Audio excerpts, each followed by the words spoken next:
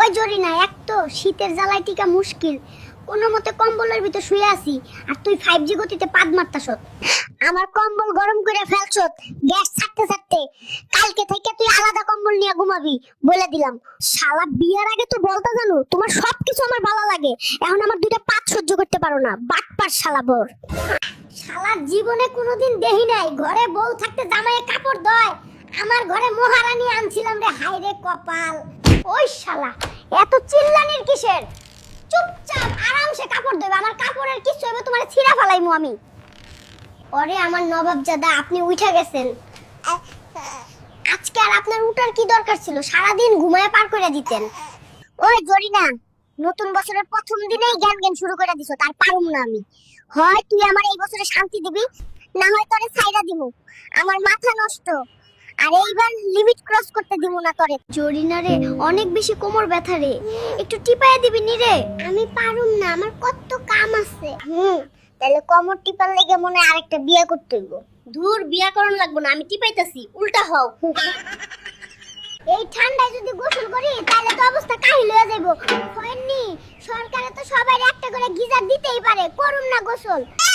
গোসল করবি না মানে 10 দিন ধরে গোসল করতাছস না, তোর লগে রাইতে ঘুমানি যায় না, পচা মাছের গন্ধ করে। ওই জরিনা, তোর লাগি বাজারে সব থাই বড় ইলিশ মাছ আনলাম রে, মাথা খাইতে চাইছিলি, এখন মজা করে খাইতে পারবি। শালা আহম্মক, অশিক্ষিত গন্ডমূর্খ, এইটা তো ইলিশ মাছ না, এটা তো পুটকি মাছ রে ফয়নি। ওই বাবু চলো, তোমাকে আজকে একটা জিনিস গিফট করুম। আমার সবচেয়ে দামি শপিং মলে নিয়ে যাও। দেহি আমার দামি গিফট কই, জলদি দে, আমার জানে আনচান করতাছে। ওই শালা, তুমি কি জীবনে আমারে কোনোদিন কিছু গিফট করছিলা যে আজকে তোমারে আমি গিফট করুম? গিফটের কথা না শুনলে তো তুমি আমারে এইখানে নিয়েই আসতা না। জরিনা রে, মোটকির বাচ্চা তুনে মেরে 7 স্ক্যাম কাট দিয়া। শালার কি এর লাগি জরিনার লগে ঝগড়াটা করছিলাম। মোটকির বাচ্চা সত্যি সত্যি চলে গেছে, আমার কথাটা একবারও চিন্তা করলো না। এখন আমি কেমনে খাওন খামু, রান্না করুম, ধুইমু?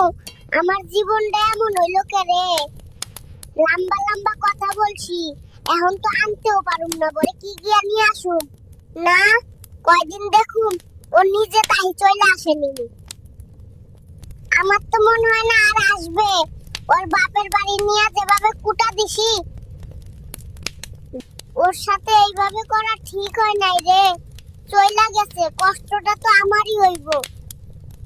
এখন যদি আনতে যাই, মোটকির বাচ্চাই তো গাছের আগায় উঠিয়ে